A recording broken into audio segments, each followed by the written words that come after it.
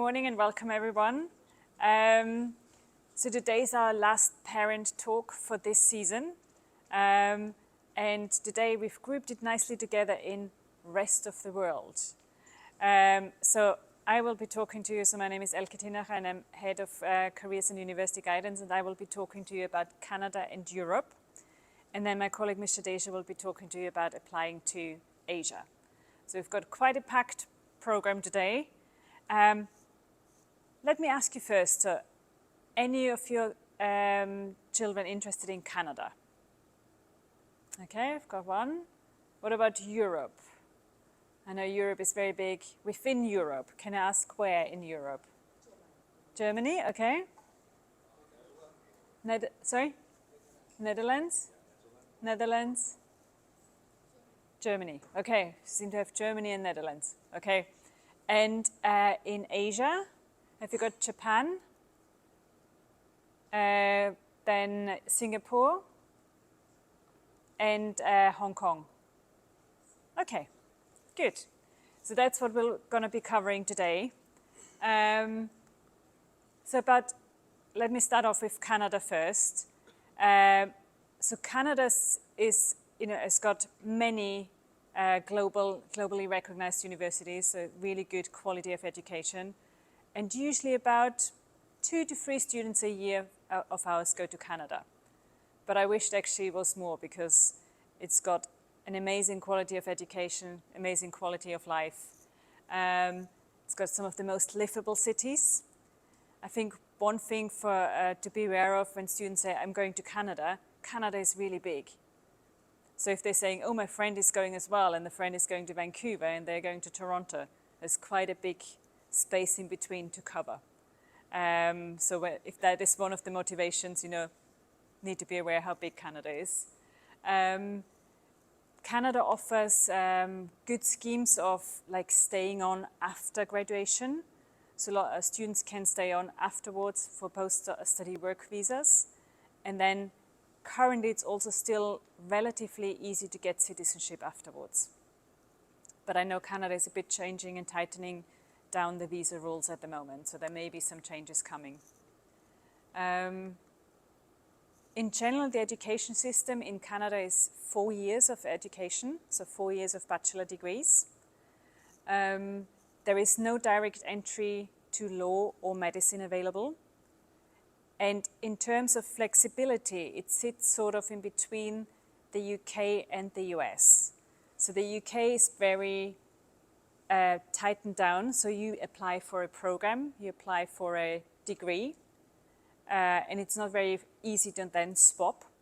Whereas in the US, you've got much more flexibility of changing between programs, doing majors and minors, whereas Canada is somewhere in between. So in Canada, you apply for your faculty. And then within the faculty, you can have got some flexibility. In general, the cost is lower than in the US, but I would say compared to the UK, it's a bit higher because you study for 4 years, whereas in the UK, you study for 3 years.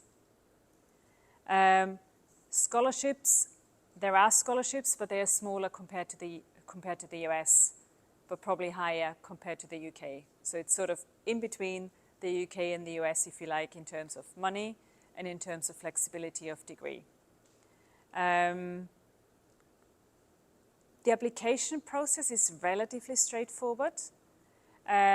So it's either application to the university or each sort of county. For example,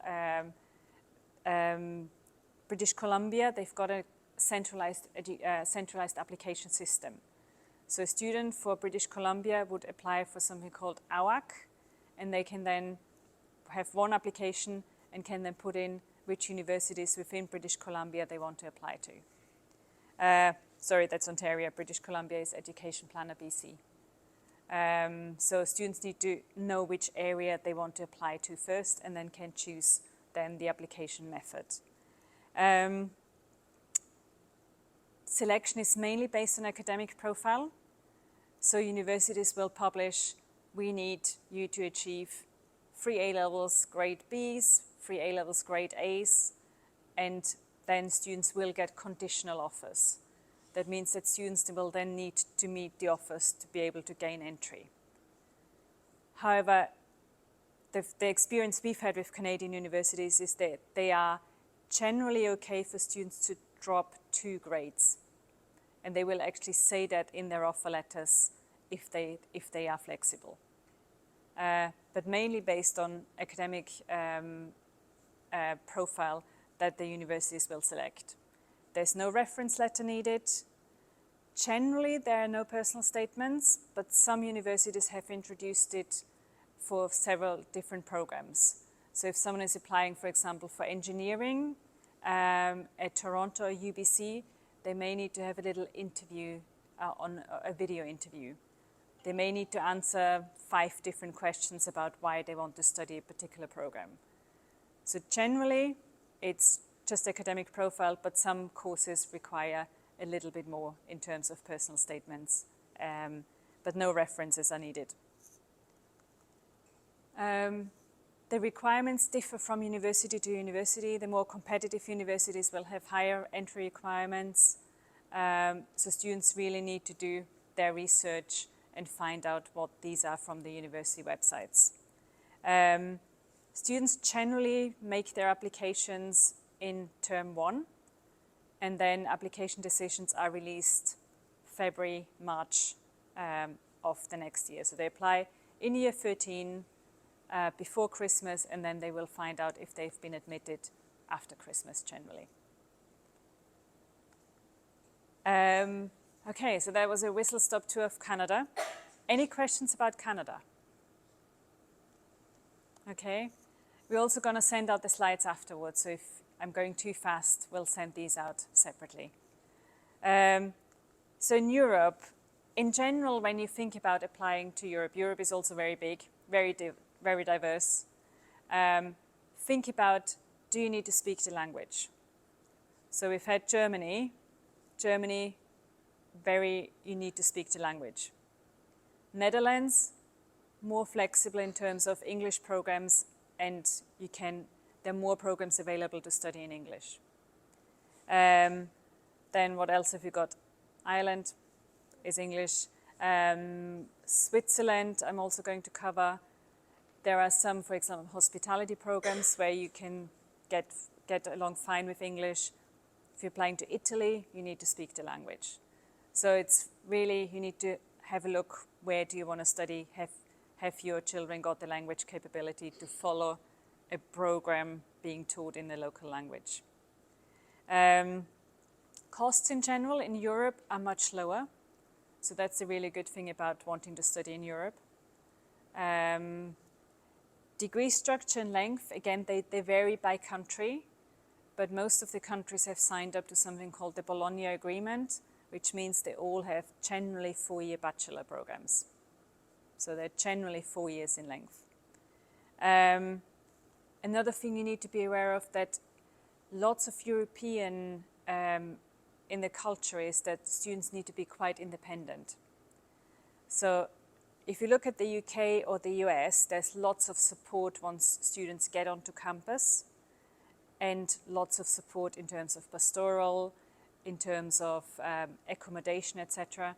Whereas in the rest of Europe, it's very much students are more treated like adults, and they need to be dependent in finding their own accommodation. They need to be independent, going to the lectures on time. There will be no one there to basically chase them and say, you're 5 minutes late, or you've missed last week's lecture.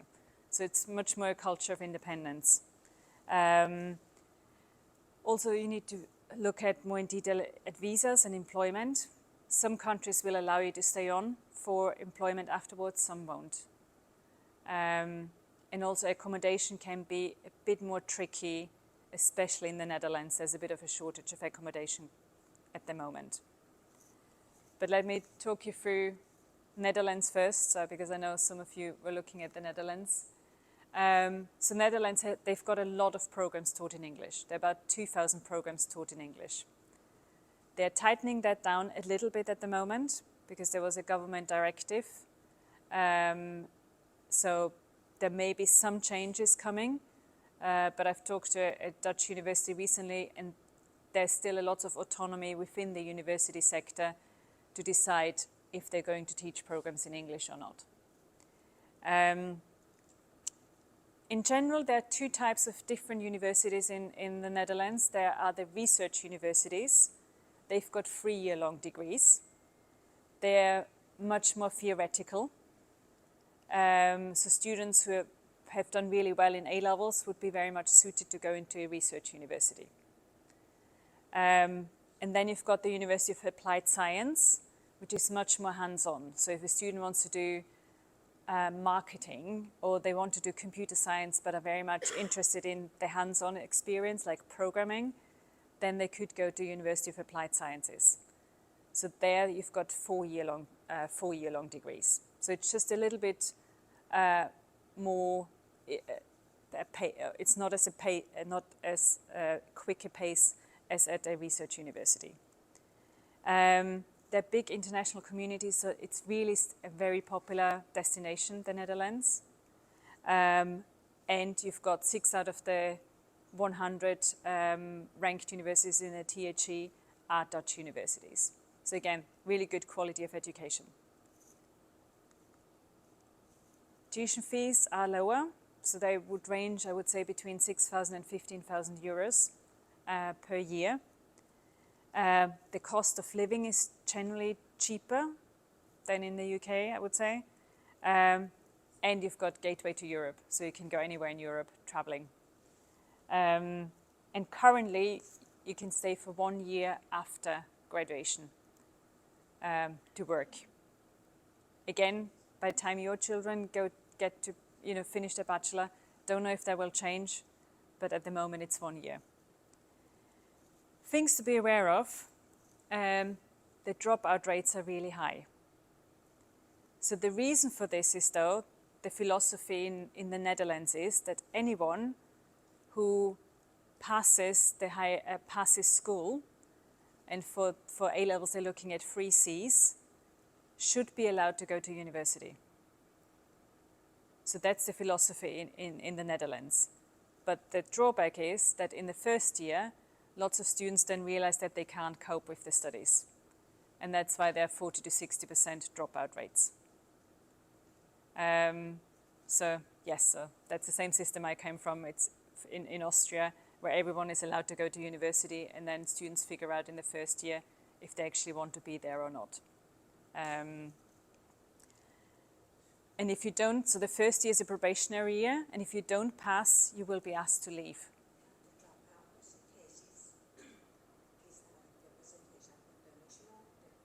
Overall, yeah. Yes, includes their own. Yes, yeah. So I believe that for international it will be lower. Yeah. Accommodation sometimes can be a bit difficult to find because they do have an accommodation shortage at the moment. And as I said earlier, you need to be a very independent learner. That means, you need to have a plan. In the morning, I need to go to my lecture. The admissions process is relatively straightforward. There's a difference between a general admissions program, and about 85% of programs fall into this category, where you need 3 Cs basically at A-level. But there are also some selective programs, and they're called numerous fixes. And this is usually psychology, medicine. They have got a much more selective process to get in. And to be aware of also, for some subjects, particular A-levels will be required. So if you want to do computer science, generally maths. If you want to do medicine, it will be biology, chemistry. And the requirements vary between universities, like everywhere pretty much in the world, and between programs within the university. If you've been to any other presentations about the UK, in the UK you've got UCAS, in Holland you've got StudyLink. And via Study Link, it's like a registration process, and you can then pick 4 different universities you're applying to. If you then get rejected by one, you can pick another one. So that's slightly different to, for example, the UK. If you're applying to a numerous fixers program, you can only apply to 1. 2. For medicine, it's 1. Generally, you apply by October, November, and then you will find out in January, February, March, and then usually they give you 1 week to decide. So once you hear back, you've got a very short time period that you can't miss. If you miss it, that's gone, the possibility. And yes, so deadline is usually also depends if you're an EU student or not an EU student, the deadlines are slightly different. But we get every student with our internal deadlines to apply before Christmas anyway, so that they don't miss any of the deadlines. Any questions about the Netherlands for now?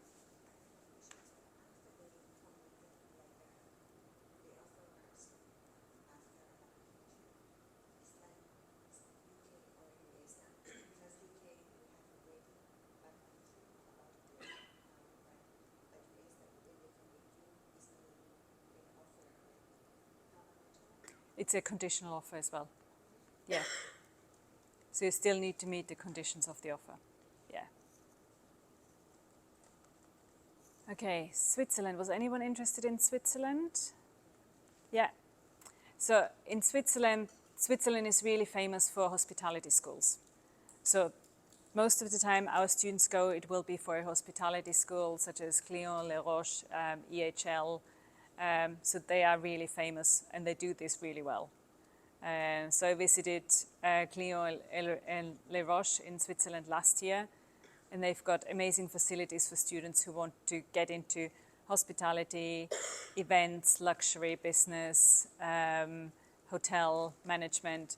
So they really have got the networks when students then, want to work in that area. They've also got really good universities in the technical sector. And students are allowed currently to stay for 6 months. It's very competitive to get into Swiss universities.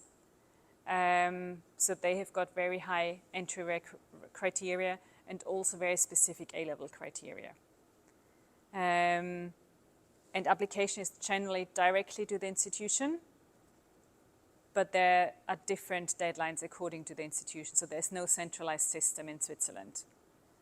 There are also some American universities in Switzerland, so that may be an option if you're looking at, there's Webster University and Franklin. They've also got campuses in Switzerland. So that maybe if you don't want the cost of going to the US and want to stay, for your children to stay in Europe but get an American education, that's also a possibility. Have you had anyone interested in Ireland? Okay, not anyone interested in Ireland. Usually when our students go to Ireland, they're either Irish nationals or they go there to study medicine. And we had an amazing talk just a few weeks ago about studying medicine in Ireland as well. So that's a real alternative to studying medicine in the UK, for example. In general, Ireland is a bit more flexible than the UK. So you choose your major in your 2nd or your 3rd year. And you've got lots of internship options as well. That's actually one thing I didn't mention for Canada. Canada is really great in terms of what they call co-op education, which means students, while they're studying, they go on internships. So they've got a 6-month, a 1-year internship in different companies, which helps with then getting jobs. Okay, so we had a few people interested in Germany as well. So in Germany, there are public and there are private institutions. So if you're looking at public institutions, they mainly teach in German. But that's where the education is free. And not just for German citizens and not just for EU citizens. But they've got very strict entry requirements. in terms of subjects. So they're looking at that you have one A-level in this category, one A-level in this category. So I just had one student who is doing TT, which may not be recognized as an A-level. So if your children are now before choosing their A-levels and you want to find out, please let me know, because it's quite important that they choose the right A-levels to be able then to go to Germany for a public institution. And they will need to speak German at a good level to be able to follow a lecture in German. But there are also lots of private institutions in Germany that offer English degrees and charge, they're not free in terms of tuition fee, but they're not that expensive. Okay, so that may be the alternative. You will still need German in your daily life, but they do teach in English, which may be easier in terms of transition. There's also something called a Studienkolleg, where if you don't meet the entry requirements for a public institution, you can go there for a year. It's a bit like a foundation program. You can go there for a year and then progress on to a bachelor degree. And bachelors are usually 4 years in duration. And again, there's no centralized system. You just apply it to the university separately. Again, you need to be quite independent as a student to flourish in the German education sector. And these are just some resources that I've got, so we'll send these out as well with the pack. Especially if you're looking at Germany, there's a good German website where you can see which subjects you will need at A-levels. It's written in a very bureaucratic way, so it's not always easy to decipher. So please let me know if you do have any questions after looking at it. Okay, so that was a whistle-stop tour from Canada through to Europe, and now we're going on to Asia. Okay, I'll hand over to Ms. Chadeja. There you go.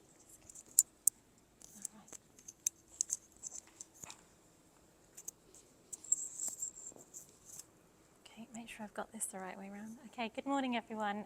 My name's Ms. Chadeja, and like you've heard, I work with Ms. Tinnicker in the Careers Department. We're going to have a very brief look at countries in Asia and applying to universities in Asia. So we'll look at why we would want to study in Asia, okay, and then we'll look more specifically at Japan, Singapore and Hong Kong. Okay, so why study in Asia? Okay, one of the great things about studying in Asia is the quality of education you have here. Okay, you've got many universities here in Asia that appear in many of the world rankings in the top 100.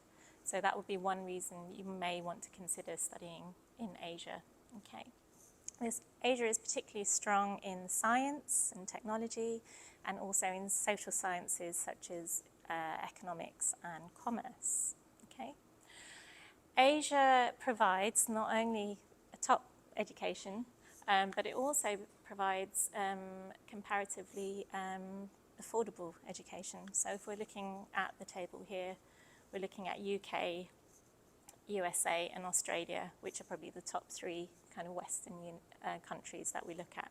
But if you're looking at Japan, you know, courses start from around $6,500 US. I should say this is in US dollars, okay?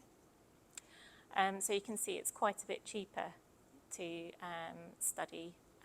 But it's not just the tuition fees that are cheaper. Generally, the cost of living will be cheaper as well for students. For students, maybe not for adults. So if you're thinking about Singapore being an expensive country, for example, there are lots of subsidies for students in Singapore while they're there. Okay. And finally, career preparation. Okay, so if your student goes away to study in a different country, albeit in Asia, they will be exposed to a new country, a new culture, and many of these countries are very diverse in terms of their demographics, so they will have a kind of a mini world in Asia when they go there. okay? Maybe some of you have, you know, links, businesses, ties in other Asian countries. So if your child goes away to study in one of these countries, they will be exposed to the culture and the Asian dynamic of other countries. And there's also the potential to learn a new language while they're studying abroad, okay?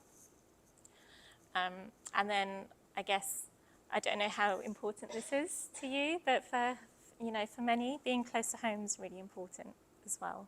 So how many of you would like your children to be close to home? No one? As far away as possible? Okay. Okay, so now we'll take a quick look at Japan. Okay, so there are many, many different institutions in Japan, and they range from private to public universities.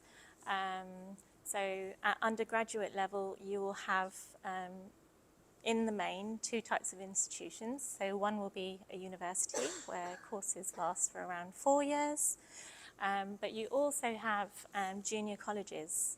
And junior colleges provide what is known as an associate degree, okay? And those last around 2 years long, and although they vary in their offering, you know, some of these courses may be more vocational, so they're preparing you for more practical side of, like more career-orientated certificates and qualifications, okay? You also have medicine, dentistry, and pharmacy, as well as veterinary courses, and those are 6 years long, okay? So when you're comparing it to other countries, for example, if you're looking at Canada, you would have to take a pre-med course and then go on to a medical degree, and that could take, you know, 10, 11 years, whereas in Japan you can get onto a 6-year degree, okay? Yeah. Typically, the style of education in Japan is such that class sizes are small and you have a tutor system, so your children would always have access to kind of a single point of contact for support at university.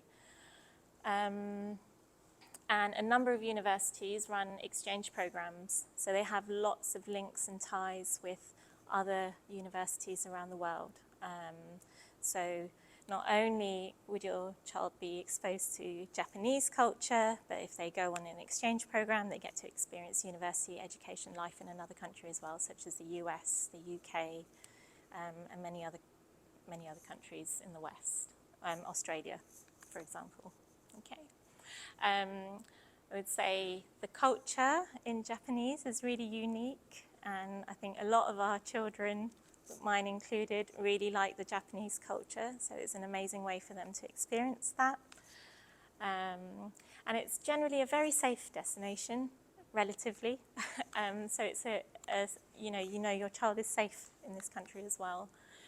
I would say Japan is really keen to attract international students. Up until recently, they had a government initiative called the Global 30, where they were introducing English courses in Japan to attract international students.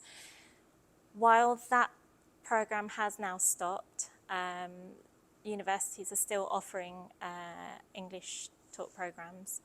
You may have seen, if you've been doing research over the last few years, that some of the courses have stopped, but I would put that down to maybe those courses weren't so popular, so they've stopped running certain courses. And also, now that the international scene is established in Japan, the government could step away in terms of the support they were giving to the universities in Japan. Okay. So I've included a link, so when you get the slides, you know, do feel free to look at all the English courses that are available. Okay. There are a number of scholarships available. Again, there is a link to scholarships. They really vary, so they could be tiny ones, they could be big ones. So it's really important to look at the fine detail when you're looking at the terms of the scholarships that are offered. Okay, so the application process. So as with Europe, all applications are made direct to the universities, okay? And therefore the timelines and the processes will differ from university to university. Okay. However, there is a general pattern, so typically you can expect the following timelines. Okay. So most universities will have a window between December and January for application. Some will offer the opportunity for an early application and a regular application deadline. Okay. Decisions for early applications come out in around January, February, and then your main deadlines, your main offers will come out in March. Okay.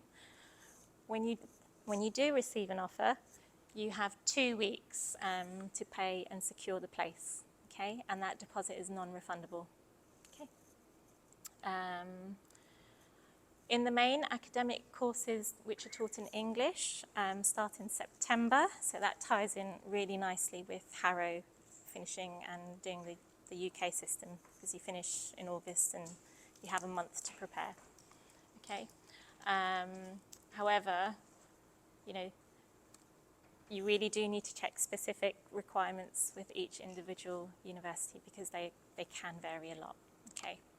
So for example, we had one student this year, some of the details went as far as the exam board under A-levels. So they were willing to accept some exam boards and not others. So some universities can be really particular in what they require. Okay. Okay, so sorry, that's not very clear, is it? But you will see it in the slides. But for the potential application requirements, you'll have an application form to complete online. You will most likely have to submit a supporting statement or a letter of motivation. In the UK, we call it a personal statement when you're applying to the UK. Okay, you will need a high school transcript, so that's something that we provide from the office. So once we know your child is applying to Japan, they will come and request a transcript, and we'll have that prepared for them to submit. There will be requirements specifically for standardized test scores, okay? So they will be the GCSE results that they've received, and they will also look at predicted grades, okay? And many courses will require, well, many if not all, I think, require SATs in Japan as well, okay? So that is another exam that they'd have to take alongside their A-levels if they're interested in Japan, okay? The other thing will be proof of language. So if your child decides to study in English, they will need the IELTS. And if they are brave enough to take it on in Japanese, they will need to take a Japanese proficiency test. They will also need teacher recommendations, and this can vary. Some might not need it. Most of the time there is one recommendation required. Sometimes there are two. And for certain courses, they may need an entrance test. Okay, so some specialised courses in STEM, for example, may need an entrance test, and some courses also may need an interview. So quite likely, well, potentially in engineering or the arts, they might want to have an interview with you as well, okay, or with your child. Okay. I've just put a couple of links to websites here for anyone who's interested. So this will come out when the slides are sent out. Again, as with the German websites or the European websites, they can be hard to go through. So if you do have any questions once you've been through the websites, please do let us know. Okay. Anyone have any questions on Japan for the minute? No? Okay. Okay, so next we'll take a look at Hong Kong.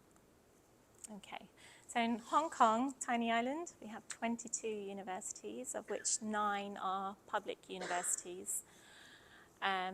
Typically, degrees are 4 years in length,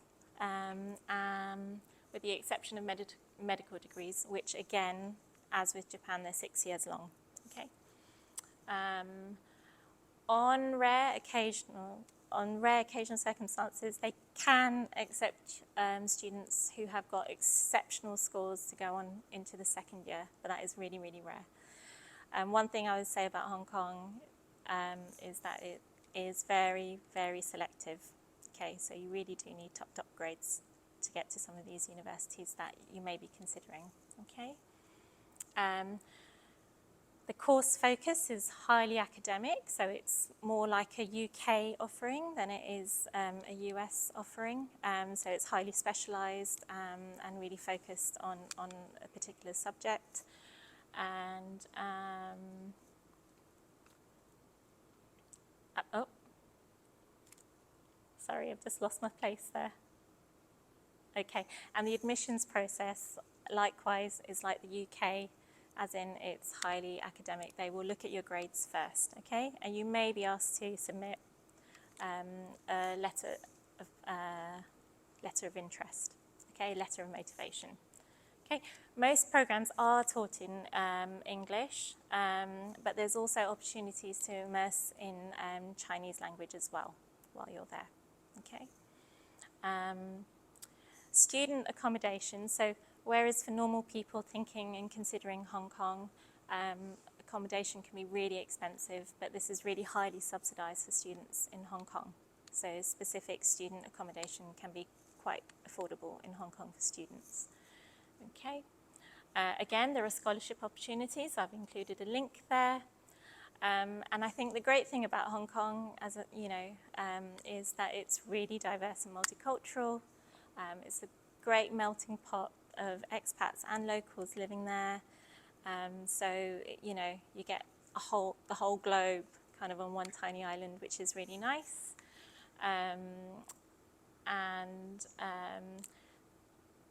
The other great thing about it is that it's a world city. It attracts, it's the hub of Asia in many ways in terms of commerce and industry.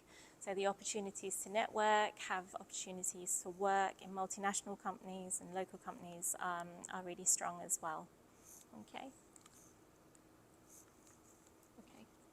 All right, so the application process. Again, these are direct to the universities, okay, and they will differ. But typically, the main application window is from December to January. And so our students, although we want everything ready before Christmas, they will hit submit in term 2, okay? But we would ideally like everything ready before Christmas so that there is no delay, and they will also be very busy. Students will be busy in January preparing for their practice exams and coursework and whatnot. Okay. So the decisions come out for early applications in January, February, and again, similarly to Japan, it's March for the main decisions. Okay. Again, a deposit is required, and for most of the courses in Hong Kong, again, similarly, the course begins in September. Okay. But again, you will need to look for specific requirements from each university you're looking at. Okay, so the requirements for Hong Kong. Okay, as with all the others, you have an application form. You will require a personal statement, a high school transcript. You will need your standardized test scores, such as your IGCSEs, your predicted grades. You will need SATs for courses as well. You will need proof of language, okay? Anyone who is thinking about studying medicine in Hong Kong will also need to have some proficiency in Cantonese. So if anyone is considering medicine in Hong Kong, Cantonese is required, and you will be required to take a proficiency test to prove that, okay? You will require letters of recommendation. This is normally 1 or 2, and there may be entrance tests for certain courses, okay, and again, interviews, okay. There will be an application fee to pay, and another document that will be required is your certificate of financial means. So this is done at the point of application, okay. Okay, again, I've got a list of websites you could research on, okay. Are there any questions on Hong Kong at the minute? Yes. Please change to the first an overview slide. The second bullet. This one? No, Hong Kong and overview. This one? On the second bullet, you show that the degree 4-year rate, right? Yes. And if you got 4 A level, you may get in second year.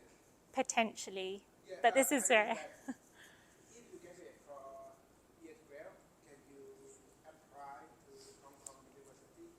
no, they look for A levels. My understanding is they look for A levels, This is the A-level? full A levels, yeah. And do you know about the Hong Kong for that collab program with the NYU? Could you please recommend? They do. So I don't know specifics, but many of the universities, Study in Hong Kong to they US, have the collaborations. NYU to Correct. Yeah, yeah. So they have the exchange. Exactly. It's not just NYU, but there are a number of other universities that offer the exchange program. So just like Japan, you can do 2 years in Hong Kong and then have the exchange in the States or the UK, whichever university they have a common. Not off the top of my head, I'm afraid. I don't know, Miss, do you know any off the top of your head? I can't think off the top of my head. But that's something that will be on each individual university's website where the collaborations are. Okay, yeah, okay. Any other questions? So we can apply Hong Kong universities with A-level. Yes. Yeah. So we don't need extra SAT. SATs, you will, actually no. No, this year I supported a student with no SAT scores. Yeah, yeah. And they were two, the top unis actually. So it was Hong Kong University, Hong Kong Science and Technology, and the student did not need any SAT scores for that one. Okay. Okay. Any other questions before I move on? Okay. All right, so applying to Singapore. Okay, so again, a very another small island, but they have 34 universities, okay, of which 6 are national, okay, and I think the most popular ones that we've all heard of are NUS and Nanyang Technical, which both feature very highly on a number of rankings if that is something you're interested in, okay. They are very large universities with over 30,000 students per institution.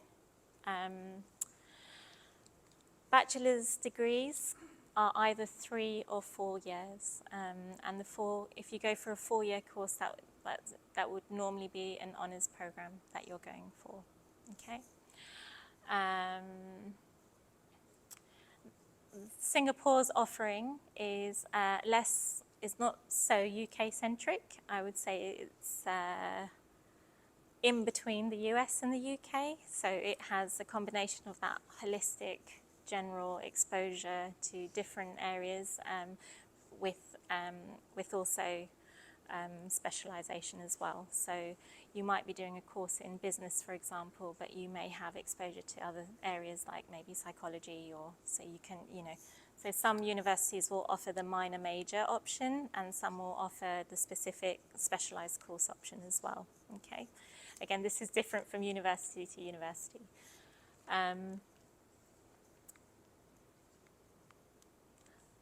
Courses are all taught in English, and again, Singapore's a great international and diverse hub. Okay, it's the financial city of Asia. So again, it's got great links to business in the country and great exposure to multinational companies on the island as well, as they attract so many multinationals there. Okay, so. One thing that's really interesting that we're aware of is the government offers bonded study options. So When you, at the point of application, you get to decide if you're applying as a bonded student or just as a normal student, a standard student. But with that bonding, you get huge subsidies. In the region, it can be up to 30% off the fees.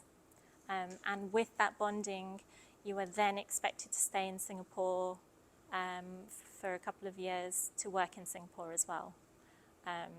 So although the term bonding sounds quite sinister, I think it's actually quite a nice opportunity that you study and live in Singapore for about 5 or 6 years, okay, with the work as well.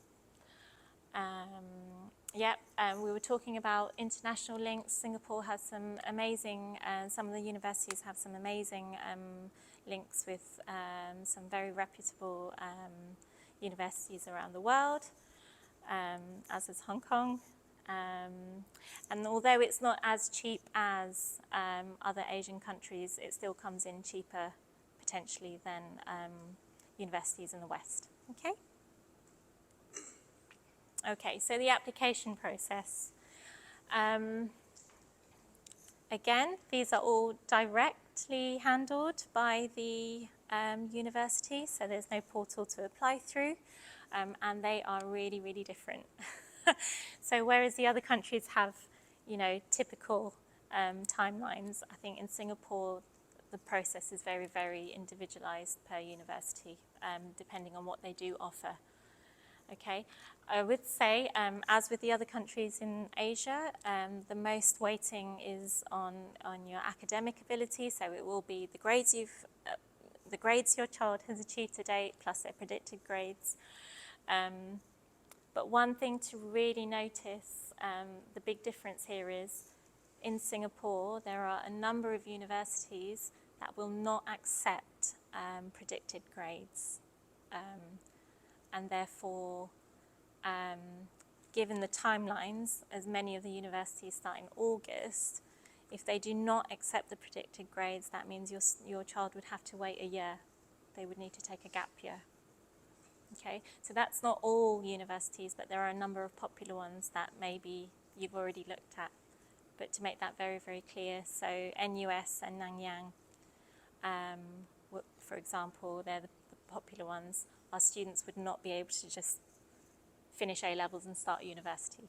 Okay, they would have to wait the year to start because they will need the achieved grades and they will not rely on your predicted grades. Okay.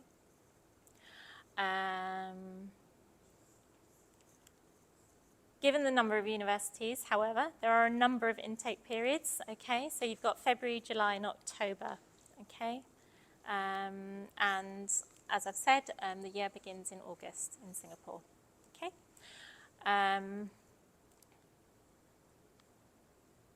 There are different types of universities. So you have your polytechnics, where the intakes are in April and September.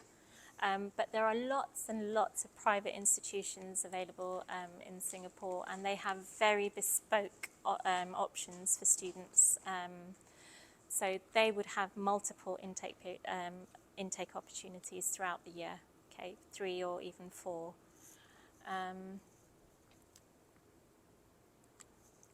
Another point to remember, as with Japan, the requirements are really individual. So not only are we looking at some universities not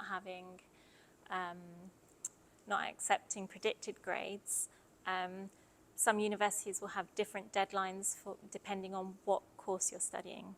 Okay, so an IB deadline will be different to an A-level deadline.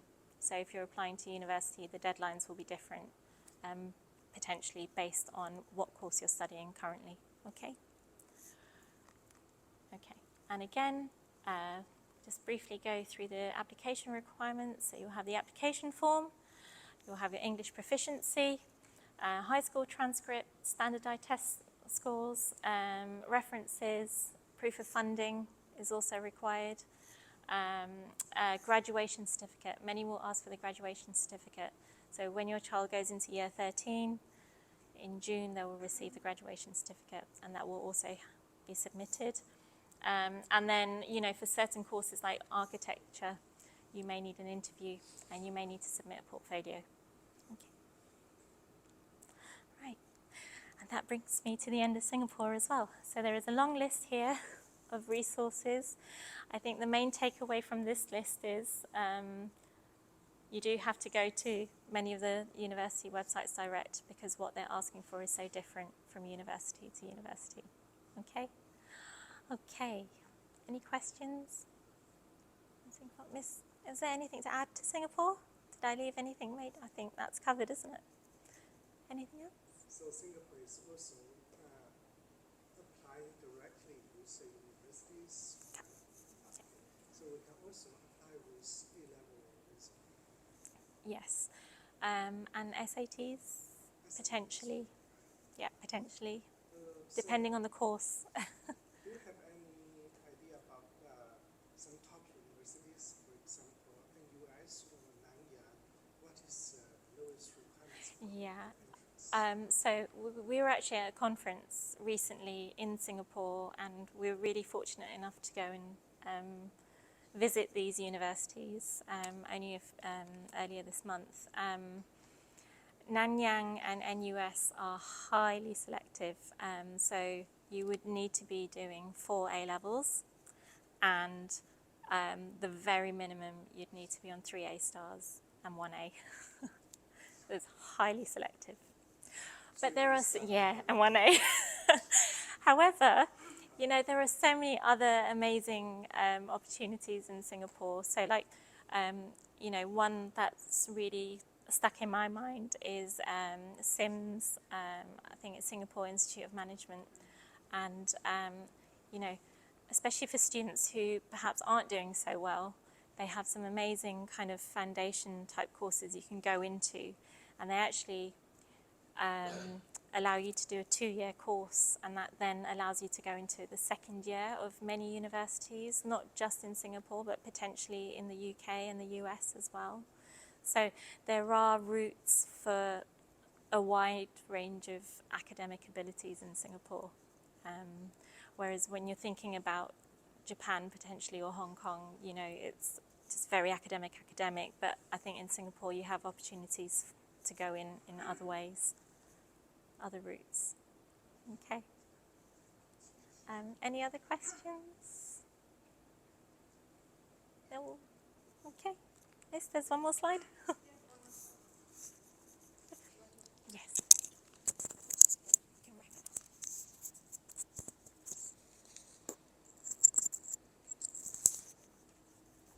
Okay, just to finish off, all your children have got access to something called Unifrog. So Unifrog is our careers platform that we are using from year 9 onwards. So anyone who's in year 9 onwards will have access to this. And on there are lots of search tools. So you can go in and search for European universities. You can search for Asian universities. And you can filter down, I want to only look at those that teach in English. So this database has got mainly things in that teach in English. But it's a great tool to start you off with. It gives you the links to all the universities you're looking at. You can put in, it shows you the entry requirements. So that is a really good tool that you can use. So ask your children to show you Unifrog. So just tell them Unifrog, and they should know how to find things. It's really quite intuitive. But that really brings us to the end. So I would be very pleased if you could give us some feedback, because we're always trying to improve. And then happy to take any more questions now or over a cup of coffee, which I hope they're not clearing away yet. Okay, but thank you so much for coming. Yes, happy to take any questions, and then we can